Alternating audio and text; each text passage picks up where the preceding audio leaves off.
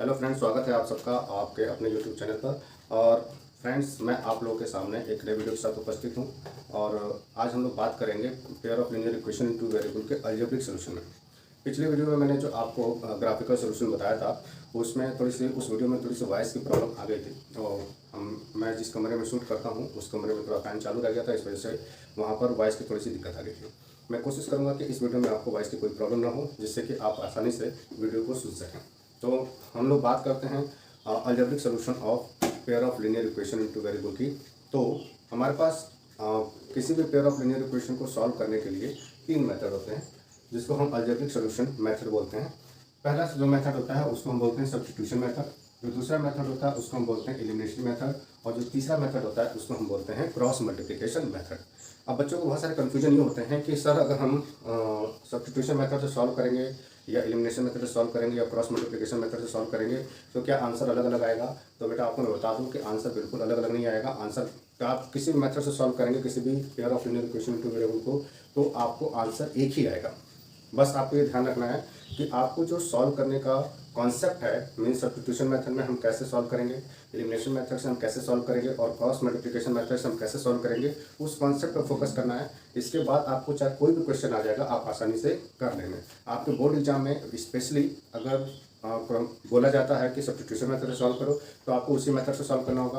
अगर बोला जाता है कि आप एलिमिनेशन मेथड से सॉल्व करो तो आपको एलिमिनेशन मेथड से सॉल्व करना होगा। अगर बोला जाएगा कि आप किसी भी पेयर ऑफ लीनियर इक्वेशन को क्रॉस मल्टीप्लिकेशन मेथड से सॉल्व करो तो आपको क्रॉस मल्टीप्लिकेशन मेथड से ही सॉल्व करना होगा। तो मैं यहाँ पर एक एग्जाम्पल के थ्रू एक ही एग्जाम्पल को मैं तीनों मेथड से सॉल्व करूंगा, जिससे कि आपको किसी प्रकार कोई कन्फ्यूजन ना हो कि आंसर वेरी करता है। तो आपको मैं एक एक करके तीनों मेथड बताऊंगा कि कैसे तीनों मेथड का यूज करके हम किसी भी पेयर ऑफ लीनियर इक्वेशन को सॉल्व कर सकते हैं। तो हम लोग सबसे पहले बात करेंगे कि how can we solve a pair of linear equation by the substitution method. जैसे मैंने यहाँ पर बोर्ड पर एक एग्जाम्पल लिखा है x minus Y minus one equal to क्या है 0, और जो दूसरा इक्वेशन है 3x minus two Y minus six equal to क्या है 0। तो सबसे पहले तो बेटा जैसे मैंने आपको बताया था कि जब ग्राफिकल मेथड से हम सॉल्व करते हैं किसी भी पेयर ऑफ लीनियर इक्वेशन को, तो आपको मैंने बताया था कि सबसे पहले तो हम इनके कोफिशिएंट का कंपैरिजन करके देख लेंगे कि ये जो पेयर ऑफ लीनियर इक्वेशन है क्या उनका सोल्यूशन मिलता है कि नहीं। तो अगर आप ऑलरेडी करके देखें तो देखो a1, अगर हम यहाँ पर देखें a1 n अपॉन a2 तो आपको 1/3 मिलेगा, और यहाँ पर देखो b1 अपॉन b2 तो आपको -1 अपॉन -2, ये कैंसिल जाए तो 1/2 मिलेगा। आप देख रहे हैं कि a1 upon a2 not equal to b1 upon b2 है। इसका मतलब इसका सोल्यूशन होगा। तो आप पहले से चेक कर लेंगे कि हमें जो pair of linear equation given है क्या उसका सोल्यूशन होगा कि नहीं। मीन्स आपको a1 upon a2 not equal to b1 upon b2 होगा, तो आपको पता है कि उसके यूनिक सोल्यूशन होंगे। अगर a1 upon a2 equal to b1 upon b2 equal to c1 upon c2 होगा तो आपको पता है उसके मेनी सोल्यूशन होगा। मीन्स जब इक्वेशन कंसिस्टेंट होगा तभी आप उसको सॉल्व कर सकते हैं, इनकंसिस्टेंट होगा तो उसको आप सॉल्व नहीं करेंगे। तो अगर आपको मैंने यहाँ पर जैसे कंपेयर किया तो a1 upon a2 not equal to b1 upon b2 मिला, इसका मतलब इसका यूनिक सोल्यूशन होगा। अब अगर इसका यूनिक सोल्यूशन होगा तो हम किसी मेथड से सॉल्व कर सकते हैं। सबसे पहले मैं आपको सब्स्टिट्यूशन मेथड का यूज करके बताऊंगा कि हम इस इक्वेशन को कैसे सॉल्व करेंगे। तो हम क्या यहाँ पर लिखेंगे, हम यहाँ पर लिखेंगे फ्रॉम इक्वेशन 1। सब्स्टिट्यूशन मेथड में हम क्या करते हैं कि किसी भी एक इक्वेशन को या किसी भी एक इक्वेशन से एक वेरिएबल की वैल्यू को दूसरे वेरिएबल के फॉर्म में चेंज करते हैं। तो मैंने यहाँ पर इक्वेशन 1 लिया, ये है x minus Y minus 1 equal to 0। अगर मैं x को लेफ्ट साइड रख दूँ और बाकी सबको ट्रांसफर कर दूँ तो ये हो जाएगा x equal to Y plus 1, और ये इक्वेशन नंबर 3 हो जाएगा। मैंने इक्वेशन 1 को सॉल्व किया और x की वैल्यू को फाइंड कर लिया, मीन्स x इक्वल टू आपको मिल गया वाई प्लस 1। आप चाहें तो इक्वेशन नंबर 2 को भी सॉल्व कर सकते हैं। अब मैंने इक्वेशन नंबर 1 को सॉल्व किया था, इसलिए x की जो वैल्यू हमें मिली उसको हम इक्वेशन नंबर 1 में पुट नहीं करेंगे, उसको हम किस में पुट करेंगे, इक्वेशन नंबर 3। तो यहाँ पर आप लिखेंगे put the value of x from equation 3 into equation 2। हम यहाँ पर इक्वेशन जो 3 से x की वैल्यू मिली है उसको हम इक्वेशन नंबर 2 से पुट करेंगे, 1 में पुट नहीं करेंगे क्योंकि हमने 1 को ही सॉल्व करके x की वैल्यू फाइंड की थी। तो अब हम इसमें जो पुट करेंगे तो यहाँ पर मिलेगा 3x minus 2y minus 6 equal to क्या होगा 0। इस बात का ध्यान रखना है कि आप जिस इक्वेशन को सॉल्व करेंगे, जिस इक्वेशन नंबर को सॉल्व करेंगे, आप उस इक्वेशन में ही वैल्यू को पुट नहीं करेंगे बल्कि दूसरे इक्वेशन में करेंगे। अब यहाँ पर मिलेगा 3, अब देखो x है तो x की वैल्यू कितनी मिली y प्लस 1, तो यहाँ पर लिखेंगे y प्लस 1 और bracket close minus 2y and minus 6 equal to क्या होगा 0। फिर यहाँ पर लिखेंगे ब्रैकेट्स को मल्टीप्लाई करेंगे तो यहाँ पर मिलेगा 3y and plus 3 minus 2y and minus 6 equal to क्या होगा 0। फिर देखो 3y में से 2y माइनस होगा तो यहाँ पर बचेगा y, और ये प्लस 3 है और यहाँ पर माइनस 6 है तो यहाँ पर बचेगा माइनस 3 इक्वल टू क्या होगा 0। सो y इक्वल टू आपको मिलेगा 3। इसका मतलब हमें y की वैल्यू मिल गई 3। जब आपने इन दोनों इक्वेशन को सॉल्व किया तो y की वैल्यू मिल गई 3। अब आपको दूसरे वेरिएबल की वैल्यू निकालनी है। दूसरा वेरिएबल हमारे पास है x। अब x की वैल्यू को हम किसी भी तरीके से निकाल सकते हैं। इस y की वैल्यू को या तो आप इक्वेशन 1 में पुट कर दीजिए, या इक्वेशन 2 में पुट कर दीजिए, या इक्वेशन नंबर 3 में पुट कीजिए। जो सबसे इजी कॉन्सेप्ट है वो इक्वेशन नंबर 3 में पुट करने से है। तो हम लिखेंगे put the value of y in equation 3। So we can put the value of y in equation number 3rd. So equation number 3rd is x equal to y plus 1. So x equal to, now put the value of y, that is 3 and plus 1. So we will get x equal to 4. तो देखो x की जो value मिली वो 4 मिल गई और y की जो value मिली वो 3 मिल गई। अब आपको चेक करना है कि आपने जो आंसर फाइंड आउट किया वो सही है कि नहीं। तो इसके लिए आप क्या करेंगे, अपने आंसर को वेरीफाई कर सकते हैं। यहाँ पर मैं वेरिफिकेशन बता रहा हूँ कैसे वेरिफिकेशन करेंगे। देखिए वेरिफिकेशन करने के लिए आप इक्वेशन नंबर 1 लीजिए, x minus Y minus 1 equal to क्या है 0। इसमें x की वैल्यू 4 है, y की वैल्यू 3 है, माइनस 1 इक्वल टू 0। देखो 4 और माइनस 3 माइनस 1 माइनस 4 होगा इक्वल टू क्या होगा 0। सो 0 इक्वल टू क्या आएगा 0। इसका मतलब इसके left hand side equal to क्या हो गई राइट हैंड साइड। मीन्स अगर हम x और y की वैल्यू को इक्वेशन नंबर 1 में पुट करते हैं तो जो आप देख रहे हैं कि इसके लेफ्ट हैंड साइड और राइट हैंड साइड क्या है इक्वल है। इसका मतलब हमारा जो वैल्यू है वो इक्वेशन नंबर 1 को सेटिस्फाई कर रहा है। अब आप देखो equation number second. Equation number second है 3x minus 2y minus 6 equal to क्या है 0। यहाँ पर होगा 3 into 4 minus 2 into 3 minus 6 equal to क्या होगा 0। 3 4 जा कितना होता है 12 एंड 2 3 जा कितना होता है 6 माइनस 6 इक्वल टू क्या होगा 0। ये 12 माइनस 12 जाएगा इक्वल टू क्या होगा 0। तो 0 इक्वल टू क्या आएगा 0। तो आप देख रहे हो कि left hand side equal to क्या है राइट हैंड साइड। तो आप देख रहे हो जो हमने वैल्यू फाइंड की थी x और y की वो दोनों इक्वेशन को क्या कर रही है सेटिस्फाई कर रही है। इसका मतलब हमने जो सोल्यूशन फाइंड आउट किया है वो बिल्कुल क्या है सही है। तो इस तरीके से किसी भी पेयर ऑफ लीनियर इक्वेशन को हम सॉल्व कर सकते हैं अकॉर्डिंग टू सब्स्टिट्यूशन मेथड। तो ये है हमारा सब्स्टिट्यूशन मेथड। और अगर आपको आंसर को वेरीफाई करना है तो आप इस तरीके से वेरीफाई कर सकते हैं कि आपने जो सॉल्व किया है वो आंसर सही है कि नहीं है। अब मैं इसी इक्वेशन को आपको इलिमिनेशन मेथड के थ्रू सॉल्व करके बताऊंगा, ठीक है। अब मैं इसी इक्वेशन को मैं आपको दूसरे मेथड से सॉल्व करूंगा और दूसरा जो हमारा मेथड है वो है क्या एलिमिनेशन मेथड। तो हम इस इक्वेशन को अब एलिमिनेशन मेथड से सॉल्व करेंगे, ठीक है। तो आपको बहुत ध्यान से सुनना है, बिल्कुल बहुत ईजी है, आपको बिल्कुल घबराना नहीं है। आराम से आप इसको वीडियो अंत तक देखिए और आपको सारी चीज़ें एकदम क्लियर हो जाएंगी। कहीं पर भी कोई डाउट हो तो आप कमेंट बॉक्स में कमेंट करके मुझसे पूछ सकते हैं। तो हमारा जो पहला इक्वेशन है x minus Y minus 1 equal to क्या है 0। 3x minus 2y minus 6 equal to क्या है 0। तो मैंने आपको बताया कि किसी भी इक्वेशन को सॉल्व करने से पहले हम ये चेक कर लेंगे कि क्या वो इक्वेशन कंसिस्टेंट है कि इनकंसिस्टेंट है। अगर कंसिस्टेंट है तभी आप सब्स्टिट्यूशन मेथड, एलिमिनेशन मेथड या क्रॉस मल्टीप्लिकेशन लगाकर इसको सॉल्व कर सकते हैं। अगर वो इक्वेशन इनकंसिस्टेंट है तो आप उसको किसी भी मेथड से सॉल्व करेंगे तो आप उसका आंसर नहीं फाइंड आउट कर सकते हैं। तो मैंने आपको पहले बताया था कि इसका कोफिशिएंट का हमने कंपेरिजन किया था तो a1/a2 not equal to b1/b2 मिला था। इसका मतलब ये जो इक्वेशन है वो क्या है कंसिस्टेंट है। तो कंसिस्टेंट है तो हम इसको सॉल्व कर सकते हैं। पहले मैंने तरीका आपको बताया था कि सब्स्टिट्यूशन मेथड। अब हमारे पास जो दूसरा मेथड है वो है एलिमिनेशन मेथड। तो एलिमिनेशन मेथड का यूज़ करके हम कैसे इस इक्वेशन को सॉल्व करेंगे। तो देखो बेटा इसमें एलिमिनेशन मेथड का जैसा कि नाम से ही पता चल रहा है कि हमें किसी एक चीज़ को क्या करना पड़ेगा एलिमिनेट करना पड़ेगा। अब हमारे पास दो वेरिएबल है, एक तो x और दूसरा क्या है y। तो देखो इक्वेशन नंबर 1 और इक्वेशन नंबर 2 में दोनों जगह पर वेरिएबल x और y मौजूद है। यहाँ पर आप देखो इक्वेशन नंबर 1 में x का जो कोफिशिएंट है 1 है, y का जो कोफिशिएंट है वो -1 है और कांस्टेंट टर्म आपको -1 है। सेकंड इक्वेशन में अगर आप देखें तो x का कोफिशिएंट 3 है, y का कोफिशिएंट आपको -2 है और कांस्टेंट टर्म क्या है 6 है। तो इसमें क्या करेंगे, इस मेथड में एलिमिनेशन मेथड में हम क्या करते हैं कि किसी भी एक वेरिएबल के कोफिशिएंट को हम सेम करते हैं। तो अब एक वेरिएबल के कोफिशिएंट को अगर हमें सेम करना है तो वो आपको कोई भी तरीका अपना सकते हैं जिससे कि उसका कोफिशिएंट क्या हो जाए सेम हो जाए। जैसे अगर मैं यहाँ पर देखूँ तो मैं चाह रहा हूँ कि x का कोफिशिएंट सेम हो जाए। तो अगर मैं बहुत सिंपल सा काम करूँ कि अगर हम इक्वेशन 1 में 3 से मल्टीप्लाई करते हैं, इक्वेशन 1 को अगर हम 3 से मल्टीप्लाई करेंगे तो ये 3x हो जाएगा, ये 3y हो जाएगा और ये माइनस क्या हो जाएगा 3 हो जाएगा। जब भी हम किसी भी इक्वेशन को मल्टीप्लाई करते हैं तो पूरे टर्म्स में मल्टीप्लिकेशन होता है, राइट साइड में भी और लेफ्ट साइड में भी। तो इस बात का आपको ध्यान रखना है। तो आप यहाँ पर देखो, या जो सिंपल जो तरीका है वो ये है कि यहाँ पर देखो x का जो कोफिशिएंट है वो 1 है और यहाँ पर x का जो कोफिशिएंट है वो 3 है। तो मैं ये चाह रहा हूँ कि x के जो कोफिशिएंट है वो सेम हो जाए। तो हम क्या करेंगे, यहाँ पर लिखेंगे मल्टीप्लाई इक्वेशन वन बाई, अब देखो जो इक्वेशन 1 है उसको x का जो यहाँ पर कोफिशिएंट है वो 3 है, यानी इक्वेशन सेकंड में जो x का कोफिशिएंट है वो 3 है, तो इससे मल्टीप्लाई कर दो। यहाँ पर लिखेंगे multiply equation 1 by 3 and equation 2 by, और जो इक्वेशन 2 है उसमें इक्वेशन 1 में जो x का कोफिशिएंट है 1 है उससे मल्टीप्लाई कर दो, तो यहाँ पर बाई 1।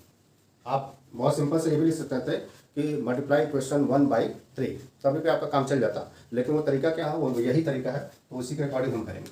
तो हमने क्या किया कि इक्वेशन 1 को हमने 3 से मल्टीप्लाई किया और इक्वेशन नंबर 2 को हमने 1 से मल्टीप्लाई किया। क्यों किया? क्योंकि हम चाह रहे हैं कि x का जो कोफिशिएंट है वो दोनों जगह क्या हो जाए, सेम हो जाए। तो अगर हम इक्वेशन 1 को मल्टीप्लाई करते हैं तो मल्टीप्लिकेशन करते समय आपको ध्यान रखना है कि हम पूरे इक्वेशन को मल्टीप्लाई करेंगे। तो जब हम 3 से x को मल्टीप्लाई करेंगे तो आपको मिलेगा 3x, जब 3 से y को मल्टीप्लाई करेंगे तो -3y, और जब 3 से -1 को मल्टीप्लाई करेंगे तो -3 इक्वल टू क्या मिलेगा, 0। इसको इक्वेशन आपको नाम दे सकते हैं इक्वेशन नंबर 3। फिर आप सेकंड इक्वेशन को जब 1 से मल्टीप्लाई करेंगे तो आप लिखेंगे 3x, फिर इसको 1 से मल्टीप्लाई करेंगे तो -2y, और इसको 1 से मल्टीप्लाई करेंगे तो -6 इक्वल टू क्या लिखेंगे, 0। This is your equation number 4। अब यहाँ पर आपको एक लाइन ड्रॉ करनी। अब देखो यहाँ पर x का जो कोफिशिएंट है वो 3 है, यहाँ पर भी x का जो कोफिशिएंट है वो क्या है, 3 है। अब दोनों का कोफिशिएंट सेम, अब देखो दोनों का साइन भी सेम। यहाँ पर देखो इसका साइन क्या है, प्लस है, इसका साइन भी क्या है, प्लस। तो आप यहाँ पर लिख सकते हो कि सब्ट्रैक्ट इक्वेशन 4 फ्रॉम इक्वेशन 3। ये लाइन आपको लिखनी है। इसके बाद आपको अगर दोनों का साइन सेम है तब तो आपको सब्ट्रैक्शन लिखना है। अगर दोनों का साइन डिफरेंट होता, सपोज अगर यहाँ पर प्लस है, यहाँ पर अगर ये माइनस होता, यहाँ पर अगर ये माइनस साइन होता, तो आप इन दोनों को क्या करते हैं, ऐड कर देते, तभी भी वो क्या हो जाता है, एलिमिनेट। एलिमिनेट का मतलब जैसे अगर मान लीजिए कि अगर हम 2 में क्या प्लस करें कि आपको आंसर 0 आ जाए, तो आपको 2 में -2 प्लस करेंगे तो आपका आंसर क्या आएगा, 0। अगर आपसे पूछा जाए कि -2 में हम क्या प्लस करें कि आपको आंसर क्या आ जाए, 0, तो आपको क्या करना पड़ेगा, आप -2 में +2 कर देंगे तो आपका आंसर क्या आ जाएगा, 0। ठीक है, तो उसी के अकॉर्डिंग हमें चलना है। तो यहाँ पर आपको देखो, यहाँ पर एलिमिनेट करने का मतलब है कि किसी भी एक वेरिएबल के कोफिशिएंट को पहले सेम करना है और फिर हम उनको एडिशन या सब्ट्रैक्शन के थ्रू उसको हम क्या करेंगे, एलिमिनेट कर देंगे। अगर दोनों इक्वेशन में मल्टीप्लाई करने के बाद दोनों जगह अगर साइन सेम आता है तो आप सब्ट्रैक्ट करेंगे, अगर साइन डिफरेंट आता है तो आप उसको ऐड करेंगे। यहाँ पर साइन सेम आया था, जैसे यहाँ पर 3x है, यहाँ पर भी साइन क्या 3x है, दोनों का साइन सेम है, इसलिए मैंने यहाँ पर लिखा कि subtract equation 4 from equation number 3। तो देखो इक्वेशन नंबर जो 4 है उसको हम इक्वेशन नंबर 3 से सब्ट्रैक्ट कर रहे हैं, तो जिससे सब्ट्रैक्ट करेंगे उसको हम ऊपर लिखेंगे और जिसको सब्ट्रैक्ट करेंगे उसको हम क्या करेंगे, नीचे लिखेंगे। अब जब हम सब्ट्रैक्शन करेंगे तो जिसको हमने इक्वेशन नंबर 4 को सब्ट्रैक्ट करना है तो इसका साइन चेंज होगा, तो ये माइनस हो जाएगा, और ये जो माइनस साइन है वो क्या हो जाएगा, प्लस हो जाएगा, और ये जो माइनस साइन है वो क्या हो जाएगा, प्लस हो जाएगा, और इससे कोई फर्क नहीं पड़ता है। ठीक है, अब आप देखो यहाँ पर 3x है, यहाँ पर -3x है, तो ये दोनों कैंसिल हो जाएंगे। यहाँ पर -3y है और यहाँ पर ये प्लस साइन कंसीडर होगा, माइनस साइन कंसीडर नहीं होगा, इस बात का ध्यान रखेंगे। तो -3y एंड +y तो कितना आएगा, -y आएगा। -3y में अगर हम +2y करेंगे, भाई ये इस तरह से है, -3y है और +2y है, तो अगर -3y में +2y करेंगे तो क्या मिलेगा, -y तो मिलेगा। मैंने यहाँ पर लिखा -y। अब देखो यहाँ पर -3 है, प्लस क्या है 6, अब ये माइनस साइन कंसीडर नहीं होगा, कौन सा साइन कंसीडर होगा, प्लस वाला। तो यहाँ -3 एंड +6 तो कितना आएगा, +3 इक्वल टू क्या आएगा, 0। अब आप y को उधर ट्रांसफर कर दीजिए, तो जब y को उधर ट्रांसफर करोगे तो ये क्या हो जाएगा, पॉजिटिव हो जाएगा, तो y इक्वल टू क्या होगा, 3। अब बहुत सारे बच्चे इसमें कन्फ्यूज जाते हैं कि सर आपने इसको उधर ट्रांसफर किया था तो आपने इसको इधर क्यों लिखा। भाई आप इसको इस तरह से लिख सकते हो, 3 इक्वल टू क्या लिख सकते हो, y लिख सकते हो। जब हमने y का ट्रांसफर किया तो y उधर जाएगा तो क्या हो जाएगा, प्लस हो जाएगा, तो यहाँ पर क्या बचेगा, 3 इक्वल टू क्या लिखेंगे, y, तो 3 इक्वल टू क्या हो गया, y। अब इसको हम इस तरह से भी लिख सकते हैं, y इक्वल टू 3, इसका मतलब आपको y की वैल्यू क्या मिल गई, 3। पहले जो हमने सब्स्टिट्यूशन मेथड से सॉल्व किया था तभी भी हमें y की वैल्यू क्या मिली थी, 3 मिली थी। हम इसको एलिमिनेशन मेथड से सॉल्व कर रहे हैं तभी भी हमें y की वैल्यू क्या मिल रही है, 3 मिल रही है। अब हम इस y की वैल्यू को या तो आप इक्वेशन 1 में पुट कर दीजिए या तो फिर इक्वेशन नंबर 2 में पुट कर दीजिए, किसी में पुट करके आपको दूसरे वेरिएबल की वैल्यू को फाइंड करनी है। तो हम यहाँ पर लिखेंगे put the value of y in equation 1। हम इक्वेशन नंबर 1 में पुट कर देते हैं। इक्वेशन 1 है x - y - 1 equal to 0, so x -3 - 1 equal to 0, so x - 4 equal to 0, so x equal to कितना होगा, 4। तो देखो x की वैल्यू कितनी आ गई, 4। इससे पहले जब हमने सब्स्टिट्यूशन मेथड से सॉल्व किया था तभी भी हमें x की वैल्यू कितनी मिली थी, 4 मिली थी। अब आपको y की वैल्यू मिल गई 3 और x की वैल्यू क्या मिल गई 4। तो इसको हम बोलते हैं एलिमिनेशन मेथड। और एलिमिनेशन मेथड में हम किसी भी एक वेरिएबल के कोफिशिएंट को सेम करके उसको एलिमिनेट करते हैं और एलिमिनेट करने के बाद उसको क्या करते हैं, सॉल्व करते हैं। और जैसा मैंने आपको बताया आपको उसी तरीके से करना है। थोड़ा सा आपको ध्यान रखना होगा क्योंकि जिन बच्चों का अगर बेसिक कमजोर होगा उनको यहाँ पर सब्ट्रैक्शन करने में या एडिशन करने में थोड़ी सी दिक्कत आ सकती है। बेटा बस इसमें ध्यान रखना है कि जिस इक्वेशन को हम माइनस करते हैं, जैसे मैंने यहाँ पर लिखा है subtract equation number 4 from equation number 3। Equation number 4 को इक्वेशन नंबर 3 से सब्ट्रैक्ट करना है। तो इक्वेशन नंबर जो 4 होगा उसका साइन चेंज हो जाएगा। साइन चेंज होगा तो जो प्लस वाली क्वांटिटी है, जो प्लस वाले टर्म है वो माइनस हो जाएंगे और जो माइनस वाले टर्म है वो क्या हो जाएंगे, प्लस हो जाएंगे। तो आप इस तरह से सॉल्व करेंगे तो आपका आंसर आसानी से सॉल्व हो जाएगा। अब अगर आपको वेरीफाई करना है आपको कि कैसे हमारा जो आंसर है वो सही है कि गलत, तो वेरिफिकेशन आप लिखेंगे और फिर आपको सेम तरीके से करना है x minus Y minus 1 equal to क्या होगा 0। तो x की वैल्यू आपको 4 है, माइनस 3 माइनस 1 इक्वल टू क्या होगा 0। तो ये 4 माइनस 4 इक्वल टू क्या हो जाएगा 0, यानी कि इसकी left hand side equal to क्या है, राइट हैंड साइड। तो इस तरह से आप देख रहे हो कि इक्वेशन नंबर 1 को सेटिस्फाई कर रहा है। अगर इस वैल्यू को हम इक्वेशन नंबर सेकंड में रखेंगे तो आपको मिलेगा 3x minus 2y minus 6 equal to क्या आएगा 0। और ये 3 into 4 minus 2 into 3 minus 6 equal to क्या होगा 0।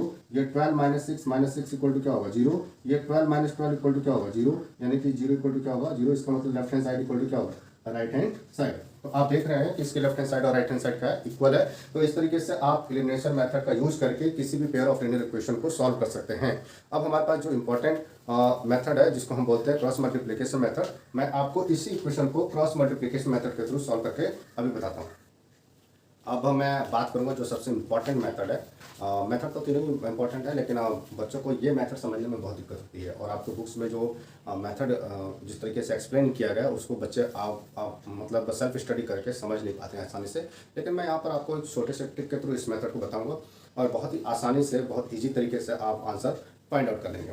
तो देखिए हमारे पास जो मैंने बताया था कि मैं एक ही एग्जाम्पल को आपको तीनों मेथड से सॉल्व करके बताऊँगा जिससे आपको कन्फ्यूजन ना हो कि हम अलग अलग मेथड से अगर सॉल्व करेंगे तो आंसर वेरी कर सकता है। आंसर बेटा वेरी नहीं करेगा, आप किसी मेथड से सॉल्व करिए आपको आंसर सेम आएगा। बस आपको जो मेथड हैं, जो तरीके हैं वो अलग अलग हैं। मतलब आप यूँ समझ लीजिए कि एक ही काम को करने का आपके पास 3 तरीके हैं यहाँ पर। तो हम जो नेक्स्ट मेथड है वो है cross multiplication method. Cross multiplication method में हम क्या करेंगे, जैसे हमारे पास यहाँ पर 2 इक्वेशन गिवन है x minus Y minus 1 equal to 0 और 3x minus 2y minus 6 equal to 0। जब भी हम क्रॉस मल्टीप्लिकेशन मेथड यूज़ करते हैं तो सबसे पहला काम तो ये है कि हम जो इक्वेशन गिवन है उसको स्टैंडर्ड फॉर्म में लिखेंगे। स्टैंडर्ड फॉर्म में लिखने का मतलब है उसके राइट हैंड साइड में क्या होना चाहिए 0। जैसे मान लीजिए अगर आपको इक्वेशन इस तरह से होता कि 2x minus 3y equal to 4 और यहाँ पर x plus Y minus 3 equal to 0 होता, तो आप देखो इक्वेशन 1 और ये इक्वेशन नंबर 2 है।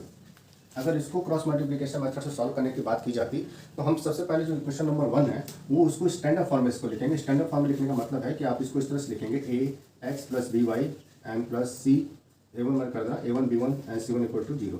मीन्स जो भी इक्वेशन है हमारे पास, जो 2 इक्वेशन होंगी उन दोनों इक्वेशन को हम उसके स्टैंडर्ड फॉर्म में लिखेंगे। स्टैंडर्ड फॉर्म में लिखने का मतलब है कि उसके राइट हैंड साइड में क्या होना चाहिए 0। तो देखो यहाँ पर इक्वेशन नंबर 1 में राइट हैंड साइड में 4 है तो हम उसका ट्रांसफर करेंगे लेफ्ट साइड। तो यहाँ पर 2x minus 3y and minus 4 equal to क्या होगा 0 और फिर ये x plus Y minus 3 equal to क्या होगा 0 और फिर आप इसमें आप क्रॉस मल्टीप्लिकेशन मेथड यूज करके इसको सॉल्व कर सकते हैं। ठीक है, तो अब मैं इस एग्जाम्पल में क्रॉस मल्टीप्लिकेशन मेथड यूज करके बताऊँगा।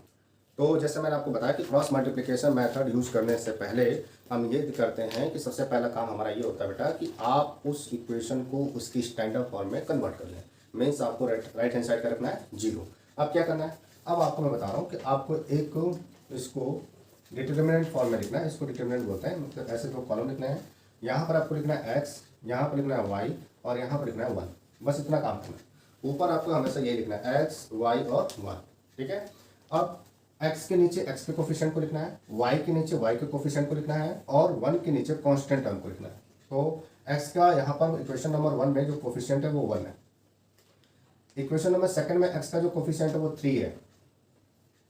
इक्वेशन नंबर 1 में y का जो कोफिशिएंट है वो -1 है। इक्वेशन नंबर 2 में जो y का कोफिशिएंट है वो -2 है। इक्वेशन नंबर 1 में जो कांस्टेंट टर्म है वो -1 है। इक्वेशन नंबर 2 में जो कांस्टेंट टर्म है वो -6 है। आपको इस तरह से लिखना है, इसको बोलते हैं डिटर्मिनेंट फॉर्म। अब यहाँ पर आपको साइन लगाने, एक बार प्लस, एक बार माइनस और एक बार फिर प्लस। ठीक है। अभी ये सारी चीज़ें आप जब हायर क्लासेस में जाएंगे तो वहाँ पर ये चीज़ें पढ़ेंगे। वहाँ पर एक डिटर्मिनेंट का चैप्टर है, डिटर्मिनेंट का यूज़ करके हम कैसे पेयर ऑफ लीनियर इक्वेशन को सॉल्व करते हैं वो मेथड वहाँ पर बताया जाएगा। लेकिन फिलहाल आप यहाँ पर यही समझें कि आपने इस तरह से एक कॉलम बनाया, इस तरीके से 2 लाइनें खींची और उसमें ऊपर x, y और 1 लिखा, x के नीचे x के कोफिशिएंट को लिखा, y के नीचे y के कोफिशिएंट को लिखा और 1 के नीचे कांस्टेंट टर्म को लिखा। यहाँ पर आपने साइन लगाया प्लस, माइनस और प्लस का। अब यहाँ से आपको ध्यान से सुनना है। देखिए आपको क्या करना है कि आपको x लेना है। यहाँ पे ये पॉजिटिव साइन है तो हम x लिखेंगे और अपॉन लिखेंगे। जब हम x लेंगे तो ये जो x, इसको बोलते हैं, इसको रो बोलते हैं। This is your row 1, row 2, row 3। इसको R1, R2 और R3 बोलेंगे, यानी first row, second row, third row. और ये जो होता है ये कॉलम होता है, तो कॉलम 1, कॉलम 2 और ये कॉलम 3। ठीक है। तो जब हम x लेंगे यहाँ पर, और x का साइन क्या है, पॉजिटिव, तो हमने x लिखा। अब x जब हम कंसिडर करेंगे तो x जिस रो और जिस कॉलम में होगा, x जो है जिस रो और जिस कॉलम में होगा उसको हम लीव कर देंगे। तो x जो है देखो फर्स्ट रो में है तो हम फर्स्ट रो को लीव कर दो, x जो है फर्स्ट कॉलम में है तो हम फर्स्ट कॉलम को छोड़ दो। इसके बाद जो नंबर बच जाते हैं वो नंबर क्या बचते हैं, -1, -1, -2, -3।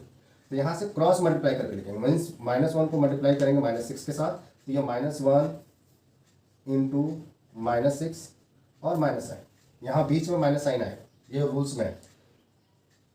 फिर आपको यहाँ से मल्टीप्लाई करना है इसको, तो फिर -1 इंटू -2, इतना काम करना है। क्या किया मैंने, आपको x लेना है और x का साइन यहाँ पर क्या है, पॉजिटिव है। x आप देख रहे हैं कि फर्स्ट रो में है और फर्स्ट कॉलम में है, तो फर्स्ट रो और फर्स्ट कॉलम को छोड़ दिया, जो नंबर बच गए वो -1, -2, -3। क्रॉस मल्टीप्लाई करना है, क्रॉस मल्टीप्लाई हम यहाँ से स्टार्ट करेंगे, यहाँ से -1 इंटू क्या होगा, -6, तो -1 इंटू -6। फिर यहाँ पर बीच में माइनस साइन आएगा और फिर -2 इंटू कितना होगा, -1 होगा, या -1 इंटू -2 होगा। फिर इक्वल का साइन लगाना है यहाँ पर। अब हम y लेंगे, y जब लेंगे तो इसका साइन देखो क्या है, माइनस, इसलिए हम यहाँ पर लिखेंगे -y और इसके नीचे अपॉन। अब देखो x को हमने जब लिया था तो x जिस रो और जिस कॉलम में है उस रो उस कॉलम को हमने छोड़ दिया था। यहाँ पर भी y को जब हम लेंगे तो y जिस रो और जिस कॉलम में होगा उसको हम छोड़ देंगे। अब मैं इसको हटा दे रहा हूँ, नंबर वही रहेंगे, नंबर को आपको चेंज नहीं करना है। तो आपको देखो y ये फर्स्ट रो में है और सेकंड कॉलम में है, तो इसको छोड़ दीजिए। तो जो नंबर बचेंगे वो 1, -1, 3 एंड -6। क्रॉस मल्टीप्लाई करेंगे तो 1 का मल्टीप्लाई किसके साथ होगा, -6 के साथ, तो 1 इंटू -6, माइनस साइन बीच में आएगा, ये रूल्स में है। फिर आपको 3 को मल्टीप्लाई किसके साथ करेंगे, -1 के साथ, तो 3 इंटू -1 के साथ। ठीक है। फिर इक्वल टू, अब यहाँ तक समझ में आ गया। तो मैंने क्या किया, y को हमने लिया, y जिस कॉलम और जिस रो में होगा उस कॉलम उस रो को छोड़ देंगे। इसके बाद जो नंबर्स होंगे उनका क्रॉस मल्टीप्लिकेशन करके सब्ट्रैक्शन करना है। तो यहाँ पर y जो है फर्स्ट रो और सेकंड कॉलम में था, तो मैंने फर्स्ट रो और सेकंड कॉलम को छोड़ दिया। तो यहाँ पर जो नंबर बचा 1 बचा, -1 बचा, 3 बचा और माइनस क्या बचा, 6 बचा। मैंने 1 को -6 से मल्टीप्लाई किया है और 3 को -1 से मल्टीप्लाई किया और उनका सब्ट्रैक्शन किया। फिर जब हम 1 लेंगे तो देखो 1 का साइन क्या होगा, प्लस, तो यहाँ पर 1 लिखेंगे क्योंकि प्लस साइन को लिखना जरूरी नहीं। फिर हम 1 जो है जिस रो और जिस कॉलम में होगा उस रो और उस कॉलम को हम क्या करेंगे, छोड़ देंगे। तो देखो 1 जो है यहाँ पर फर्स्ट रो और थर्ड कॉलम में, तो इसको छोड़ दीजिए। इसका मतलब अगर हम इसको छोड़ देंगे, मैं ये लाइन इधर ड्रॉ कर दे रहा हूँ, इसको छोड़ दिया, तो जब इसको छोड़ देंगे तो आपको बचेगा 1, -1 और 3 और -2। क्रॉस मल्टीप्लाई करेंगे तो 1 को मल्टीप्लाई करेंगे किसके साथ, 1 multiply by -2 and minus sign here, और 3 को मल्टीप्लाई करेंगे किसके साथ, 3 मल्टीप्लाई बाई -1। ये आपको एडजस्ट करके लिखना है। ठीक है। एक बार मैं फिर से रिपीट कर रहा हूँ, ध्यान से सुनो। देखो पहले हम x लेंगे, तो x फर्स्ट रो और फर्स्ट कॉलम में है, तो ये जो नंबर बचेंगे -1, -1, -2, -6, इसका क्रॉस मल्टीप्लाई करके सब्ट्रैक्शन करना है। तो -1 को -6 से मल्टीप्लाई करा और फिर माइनस और -2 को -1 के साथ मल्टीप्लाई किया। फिर हम y लेंगे, यहाँ पर x का साइन जो प्लस लेंगे, y का साइन क्या लेंगे, माइनस, यहाँ पर मैंने -y लिखा। और फिर आप देखो y जो है फर्स्ट रो और सेकंड कॉलम में है, तो इसको छोड़ देंगे, तो यहाँ पर बचेगा 1, -1, 3 और -6। तो हम 1 को मल्टीप्लाई -6 के साथ करेंगे और -3 को मल्टीप्लाई किसके साथ करेंगे, -1 के साथ। फिर हम 1 लेंगे तो आप इसको छोड़ देंगे क्योंकि 1 जो है फर्स्ट रो और थर्ड कॉलम में है, तो आपको बचेगा 1, -1 और 3 और -2। तो 1 को मल्टीप्लाई -2 के साथ करेंगे और माइनस करेंगे 3 इंटू -1। इसके बाद आपको क्या करना है, इसके बाद आपको कुछ नहीं करना है, यहाँ पर लिखना है x अपॉन, देखो माइनस और माइनस, -1 मल्टीप्लाई बाय -6, तो माइनस क्या होता है प्लस, तो ये आएगा 6 और यहाँ पर माइनस है। फिर -1 मल्टीप्लाई बाय -2, -1 का -2 के साथ मल्टीप्लाई करेंगे तो +2 आएगा और यहाँ पर माइनस है तो -2 हो जाएगा, इक्वल टू यहाँ पर -y हो जाएगा एन अपॉन, यहाँ पर देखो 1 का मल्टीप्लाई -6 के साथ होगा तो ये -6 आएगा, माइनस साइन रहेगा यहाँ पर बीच में, और 3 का मल्टीप्लाई -1 के साथ होगा तो -3 आएगा, तो इसको हम ब्रैकेट में लिख देंगे -3। फिर इक्वल टू 1 एन अपॉन, देखो 1 का मल्टीप्लाई -2 के साथ होगा तो -2 आएगा, और -3 तो माइनस, और 3 का मल्टीप्लाई -1 के साथ होगा तो -3 आएगा। फिर यहाँ पर लिखेंगे x एन अपॉन, ये 6 - 2 करेंगे तो कितना आएगा, 6 - 2 करेंगे तो 4 आएगा, equal to -y and upon, -y and -6, और देखो माइनस ब्रैकेट से पहले है तो इस माइनस का इस ब्रैकेट के साथ मल्टीप्लाई होगा तो क्या आएगा +3 हो जाएगा, माइनस माइनस मिलकर क्या हो जाएगा +3, इक्वल टू 1 अपॉन -2 और माइनस माइनस मिलकर क्या हो जाएंगे +3। फिर यहाँ पर आप लिखेंगे x and upon 4 equal to यहाँ पर -y एन अपॉन -6 -3 होगा, इक्वल टू 1 एन अपॉन -2 + 3 1 हो जाएगा। अब मैं ये नीचे वाला टर्म जो है मिटा दे रहा हूँ, आप इसको नोट डाउन कर लीजिए। तो अभी क्या करना है, मैंने ये नीचे वाला मिटा दिया स्पेस के लिए। अब आपको क्या करना है कि अब आपके पास 3 चीज़ें हैं जो इक्वल है, 3 चीज़ें हैं जो क्या है इक्वल है, तो इसमें से किसी भी 2 चीज़ को हम इक्वल कर सकते हैं। तो हम पहले क्या लेंगे, हम इसके साथ इसका कॉम्बिनेशन लेंगे जिससे हमें x की वैल्यू मिल जाए। तो आप यहाँ पे लिखेंगे x upon 4 equal to 1 upon 1। आप देखो बेटा क्रॉस मल्टीप्लाई करोगे तो x अपॉन 4 है तो 4 को उधर ले जाओ, तो x इक्वल टू क्या होगा 1 अपॉन 1 इंटू कितना हो जाएगा 4, ये 4 अपॉन 1 होगा, और 4 अपॉन 1 करोगे तो कितना आएगा 4, यानी x की जो वैल्यू मिलेगी वो 4 मिलेगी। फिर आप इसको कॉम्बिनेशन इसके साथ करेंगे, तो यहाँ पर -y and upon -3 equal to 1 upon 1 होगा। ये देखो माइनस से माइनस कैंसिल हो जाएगा, तो आपको y अपॉन 3 इक्वल टू क्या मिलेगा 1 अपॉन 1 करेंगे तो 1 आएगा। फिर आप यहाँ से 3 को क्रॉस मल्टीप्लाई करेंगे तो y इक्वल टू क्या मिलेगा 3। तो इस तरह से आप क्रॉस मल्टीप्लिकेशन मेथड यूज करके आप किसी भी पेयर ऑफ लीनियर इक्वेशन को क्या कर सकते हैं, सॉल्व कर सकते हैं। देखा आपको मैंने एक ही इक्वेशन को मैंने तीनों मेथड से सॉल्व किया और आपको आंसर क्या है बिल्कुल सेम आया। तो आंसर वेरी नहीं करेगा, क्योंकि जब मैं क्लास में बताता हूँ बच्चों को तो बहुत सारे बच्चे को कन्फ्यूजन होता है कि सर आंसर वेरी करेगा क्या। तो आंसर बेटा वेरी नहीं करेगा। तीनों मेथड को मैंने आपको इस वीडियो में बनाने की कोशिश की है।